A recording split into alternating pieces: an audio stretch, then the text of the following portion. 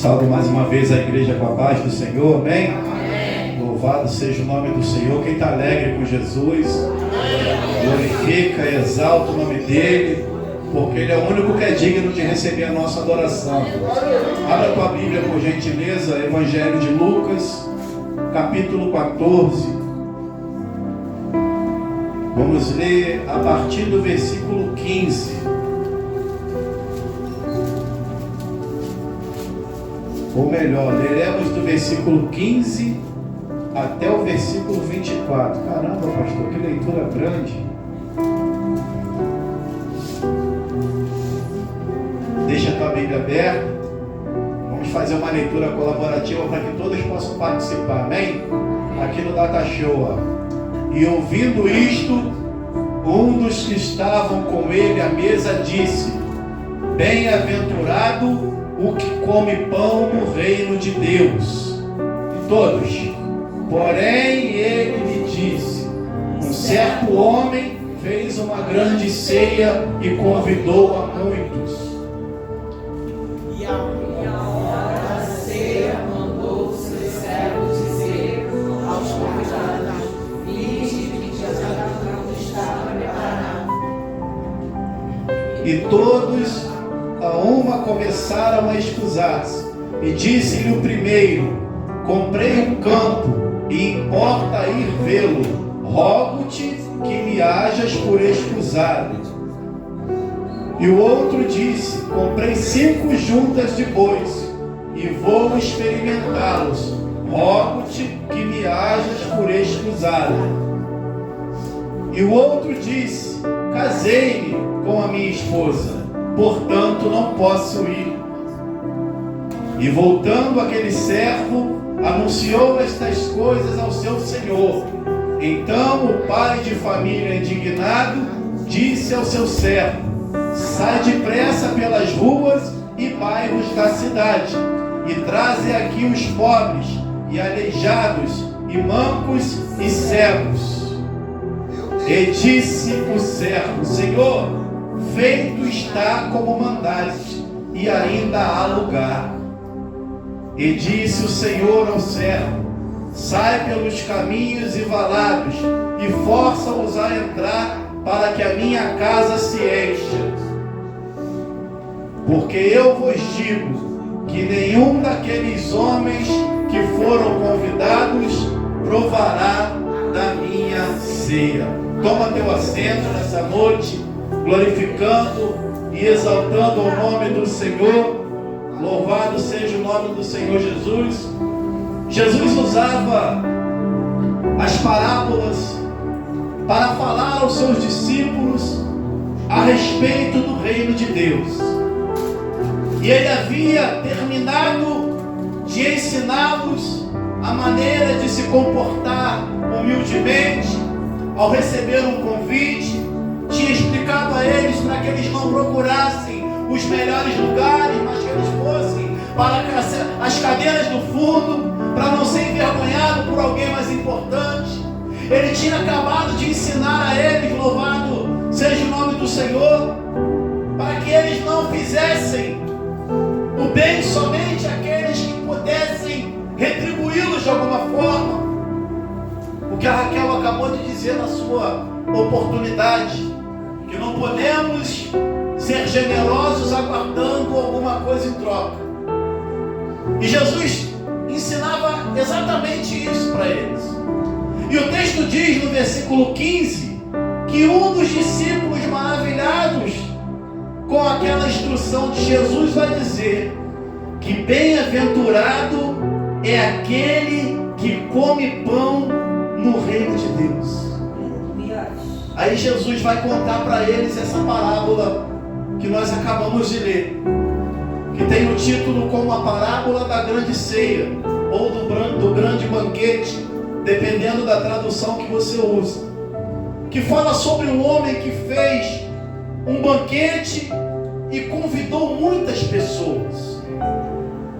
Mas o texto diz que alguns convidados vão desprezar aquele banquete, e um a um vão começar a dar desculpa.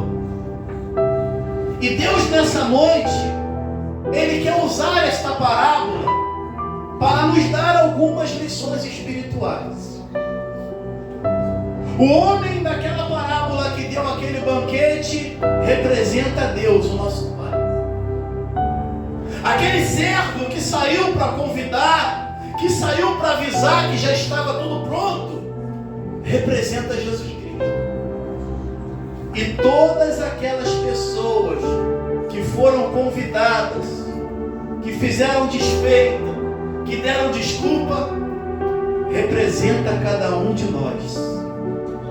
Porque nós vivemos um tempo em que sempre temos uma justificativa, sempre temos uma desculpa para dar em relação à nossa escala de prioridade, principalmente quando Deus não está inserido dentro delas. Só que existe um perigo dentro disso. Perigo esse que nós precisamos entender, que as nossas desculpas da terra, no céu não tem validade, irmãos. Nenhuma. Eu dou desculpa para o meu patrão, eu dou desculpa para o meu pai, eu dou desculpa para o meu líder, eu dou desculpa para o meu pastor, mas a Bíblia diz que os olhos do Senhor estão contemplando os bons e os maus. E o convite que Deus faz para a humanidade, irmãos, ele é um convite de salvação. O banquete que Deus tem preparado para nós, ele não é na terra. Ele é um banquete na boda do Cordeiro. Mas para chegar nas bodas do Cordeiro precisa ser salvo. Para chegar nas bodas do Cordeiro, antes precisaremos comparecer ao tribunal de Cristo, onde as nossas obras serão julgadas, onde receberemos galardão ou não. Jesus está junto ao Pai, preparando esta mesa para nós, e diz a Bíblia que quando tudo estiver preparado, Ele voltará para buscar a sua igreja. E essa palavra é pregada para nos trazer uma consciência de que não podemos ficar de fora. Mas quando Deus olha para a terra hoje, irmãos, sabe o que Ele vê, irmãos? Ele contempla e vê que a humanidade está tão ocupada que não pode ser salva. Está ocupada demais. Muita demanda, muitos afazeres. A humanidade hoje ela é totalmente voltada para o consumismo, para o dinheiro, para o poder, para o status social, para as baladinhas, para a droga, para o álcool, para o sexo, para a religiosidade. E nisso tudo, irmãos, a preocupação com a salvação, ela vem se perdendo. Talvez nós estejamos tão dispersos a ponto de não entender o risco que corremos em viver uma vida onde não colocamos Deus como a nossa prioridade. Corremos o risco de ficar de fora na hora do arrebatamento. Corremos o risco de não participar desse banquete. No Antigo Testamento, Deus vai mandar Noé construir uma arca. E aquela arca, ela foi construída para todos. Só que alguns estavam tão ocupados que não prestavam atenção na construção da arca. Não prestavam atenção para Noé quando ele anunciava o dilúvio. E a história diz que Noé levou mais de 100 anos para construir aquela arca. 100 anos construindo, carregando madeira, ouvindo deboche, mas anunciando dilúvio. Quantos anos nós temos ouvido dizer que Jesus irá voltar para buscar a sua igreja? Mas a pergunta que não se cala é: o que nós temos feito com essa informação? Será que nós temos nos preparado da forma que Deus quer que nós nos preparemos? Será que nós temos usado essa informação para anunciar para outras pessoas que não têm a mesma informação que nós? É para essas coisas coisas que o Senhor está chamando a nossa atenção. Sabemos que muitos são os chamados, mas poucos serão os escolhidos. Sabe por que nós estamos aqui hoje? Porque Deus, além de nos chamar, Ele nos escolheu para sentar a esta mesa. Só que a escolha é nossa. Ou nós resolvemos sentar à mesa, aceitar o convite do banquete, ou podemos ser mais um que vive dando desculpa.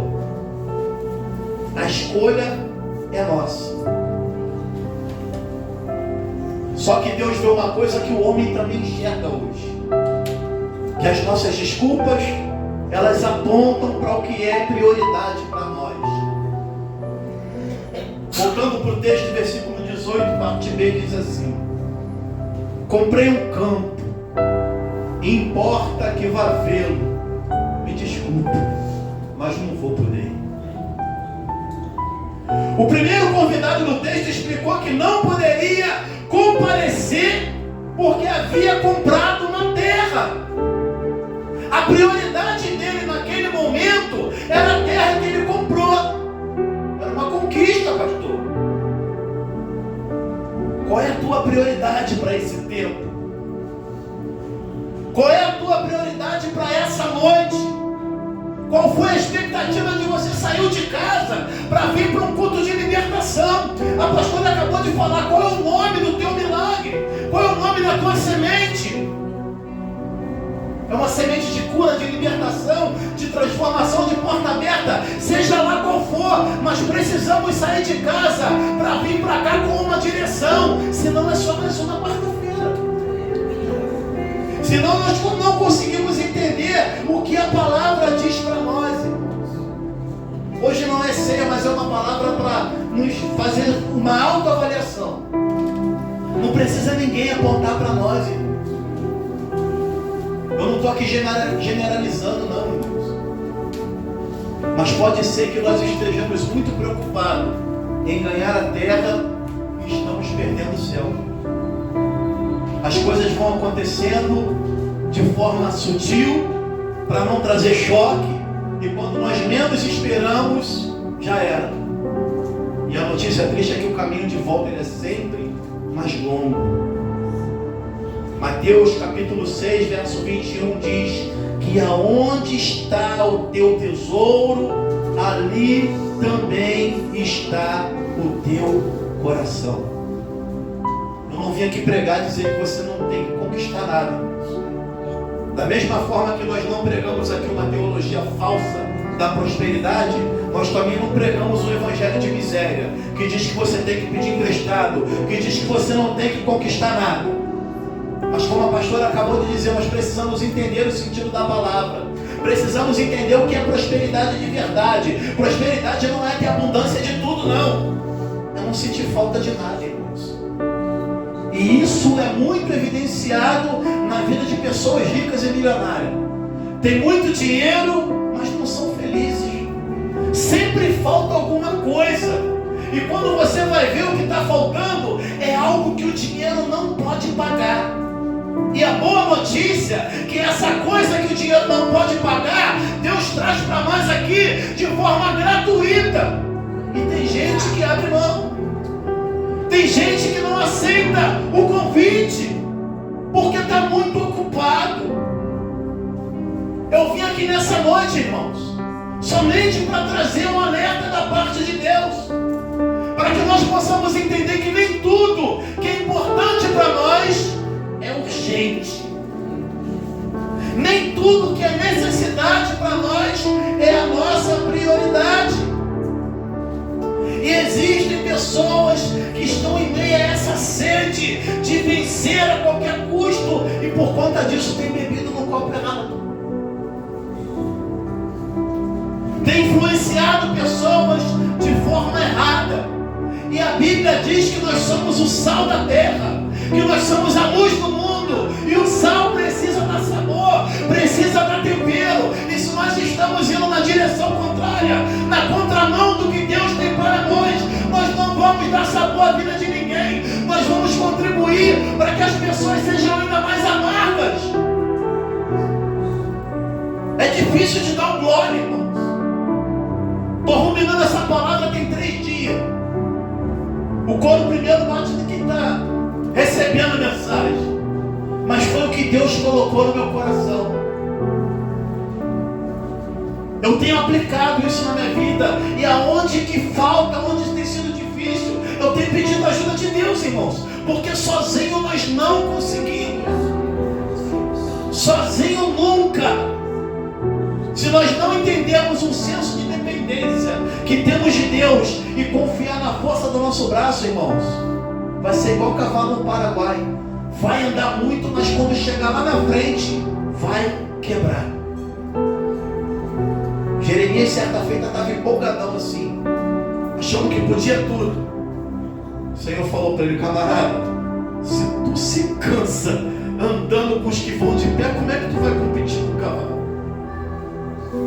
E na nossa vida é assim, irmãos.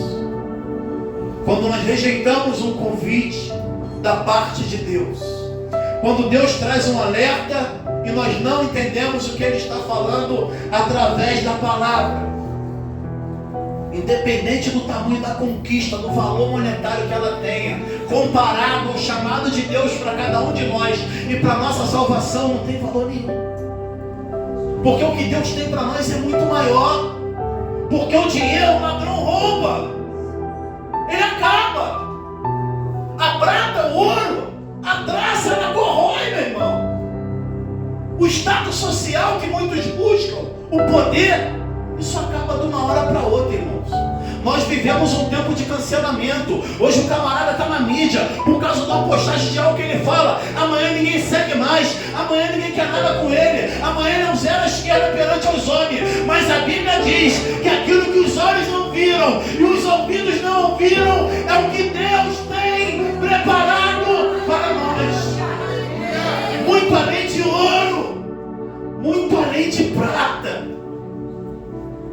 Aí o segundo convidado vai dizer assim, versículo 19 para quem acompanha: comprei 5 juntas de boi e preciso experimentá-las, por isso não posso comparecer. Me desculpa. É sempre terminando do mesmo jeito. Me desculpa, me desculpa, me desculpa. Mas quando nós vamos olhar para o texto, irmãos, a Bíblia diz que ele comprou as 5 juntas de boi. Ou seja, os bois já eram dele. Ele poderia muito bem experimentar aquilo num outro tempo. Por que precisa ser exatamente naquela hora? Agora você imagina para quem escolhe a dedo, o camarada para estar ali naquela mesa, e ele simplesmente entende: ah, meu irmão, ele não quer porque ele falou que lá na casa dele a comida está melhor do que a minha. Por isso que o texto diz que aquele homem, de pai de família, ficou indignado. É por esse motivo que existem muitas pessoas no nosso meio que estão sentados em uma mesa farta, porém estão morrendo de fome, porque não dão valor e atenção devida para o alimento que está sendo servido. Se ele fosse um camarada atento, ele pensaria assim: bom, os bois já são meus, eu posso experimentar essa carne amanhã. O banquete que ele está servindo, eu não tenho todo dia. O alimento que é servido hoje, amanhã já é outro, porque Deus ele tem uma variação. A Bíblia diz que ele tem multiforma de trabalhar na nossa vida. Hoje ele quer curar, amanhã ele quer libertar, outro dia ele quer abrir porta. E é assim que nós vamos vivendo, aprendendo e tendo as nossas experiências com Deus. Aí ele vai usar o homem, vai chamar os seus servos, vai anunciar o banquete, e o servo vai servir a mesa. Aí os convidados todos sentam para aquele banquete. Mas senta de que forma? Senta preocupado com o dia de amanhã. Senta preocupado com as contas que tem que pagar. Senta preocupado com a programação da televisão, porque o culto está demorando. Senta preocupado se tem janta em casa e a comida está sendo servida. E o convidado está doente, Deus está liberando cura, e ele sai enfermo do mesmo jeito. E às vezes vezes sai pior. A palavra é para libertar. O convidado está cativo, mas não pegou a ceia. Foi embora pior do que entrou. A palavra é para salvar, mas eu não tomei posse, porque eu estava preocupado com quem está do meu lado. Tem dia que a gente está tão disperso dentro da igreja que a porta abre, irmão. Faz um barulho e a gente se desliga do que está sendo ministrado para olhar quem está entrando. Tem porteiro, meu querido. Deus quer falar para nós nessa noite, ó. Não se distraia. No automobilismo, na Fórmula 1, quando só tem fera correndo, as corridas elas são decididas em milésimo de segundo. Uma distraidinha que o camarada dá o outro, pum! Ele não pega mais. Perdeu o caneco. Só ano que vem que ele vai correr atrás do prejuízo. Será que a gente tem mais um ano? Porque nós não sabemos nem se vamos acordar amanhã. A Bíblia diz que para cada dia basta o seu mal. Eu já vivi o de hoje. Eu creio e acredito que o amanhã será melhor do que hoje. Mas e se Jesus chamar minha senha hoje? Como é que faz? Qualquer coisa hoje nos distrai, irmãos. Nós vivemos um tempo de distração que está difícil.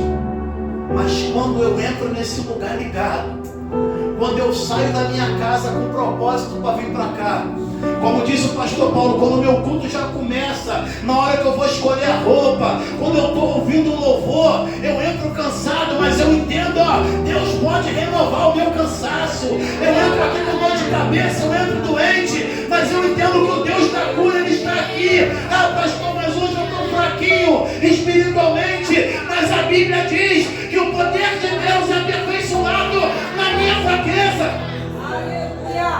Então para de dar desculpa e vamos adorar esse Deus, irmão.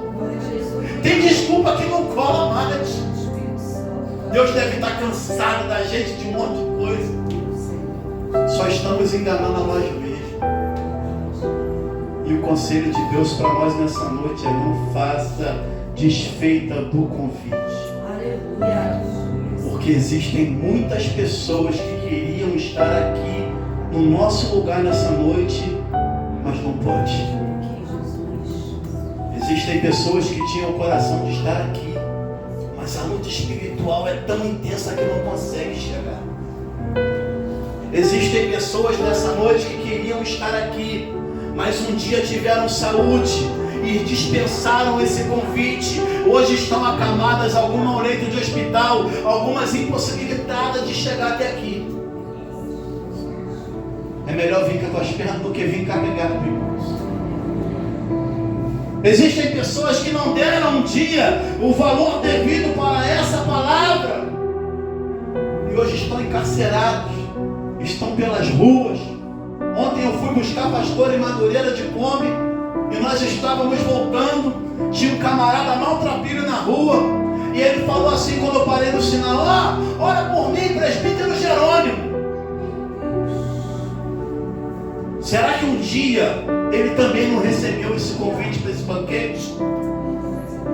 Será que um dia ele não deu alguma desculpa para estar em um local a qual Deus estava e estava naquele dia marcado para restaurar sua vida espiritual, para dar um upgrade na fé? Mas estava ocupado fazendo alguma coisa. Não estamos aqui julgando a causa do irmão, mas é desse jeito que as coisas funcionam. Aí o versículo 21 diz assim, ó: e voltou o servo e contou isto ao Senhor. Então o dono da casa, indignado, disse ao servo: sai depressa para as ruas e becos da cidade e traz aqui os pobres, os aleijados, os cegos e os coxos. Jesus vai mandar aquele servo sair para buscar aquelas pessoas que eram rejeitadas pela sociedade, aquelas pessoas que não tinham a oportunidade que nós temos hoje de sentar a essa mesa. Porque às vezes nós estamos até sentados aqui, irmãos, mas só Deus sabe como está por dentro. É por isso que a nossa oração precisa ser: Senhor, sonda, escaneia minha mente, o meu coração, tira o que está de mais, acrescenta o que está de menos, mas não deixa eu sair daqui do mesmo jeito.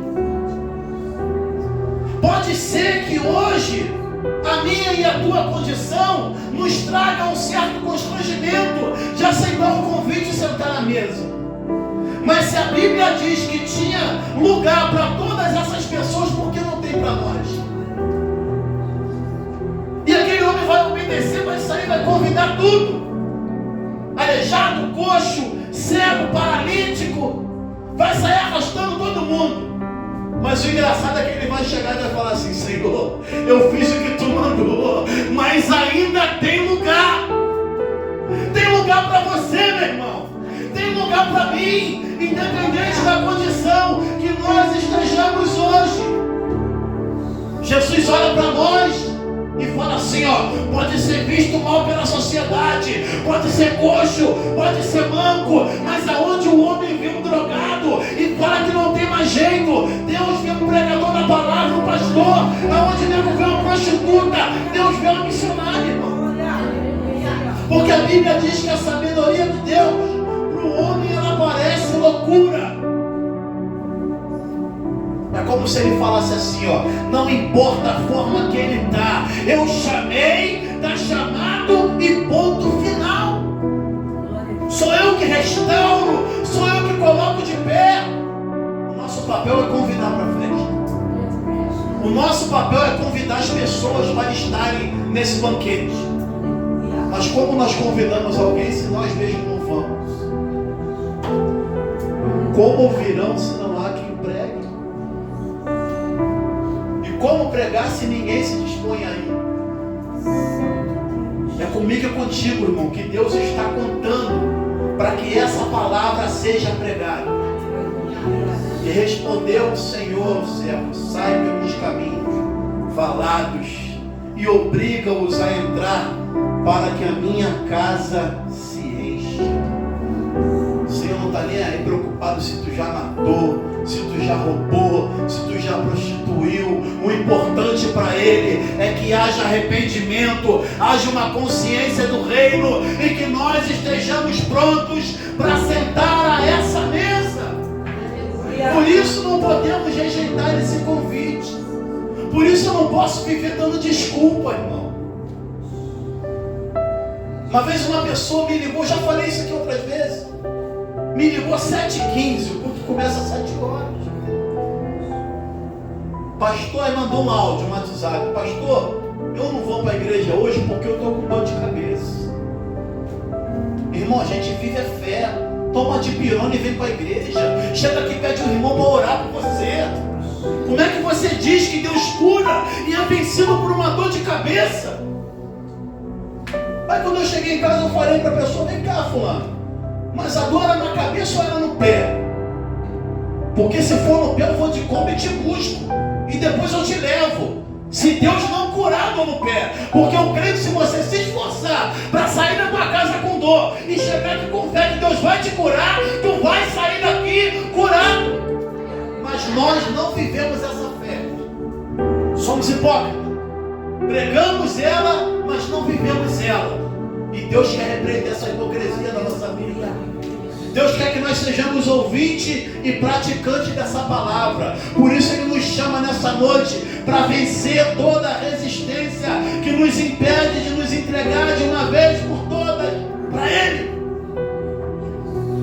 Porque o tempo não volta atrás não, irmãos. Por isso que eu brinco e digo que o cavalo só passa selado uma vez. Tem eclipse, algumas coisas aí que acontecem não sei quantos anos, não sei quantos anos. Pode ser que você nunca mais ouça essa palavra, mas amanhã com certeza Deus vai trazer uma outra. E depois da manhã Ele vai trazer uma outra. Mas a gente tem que estar atento e faminto a todo banquete que o Senhor coloca diante de nós.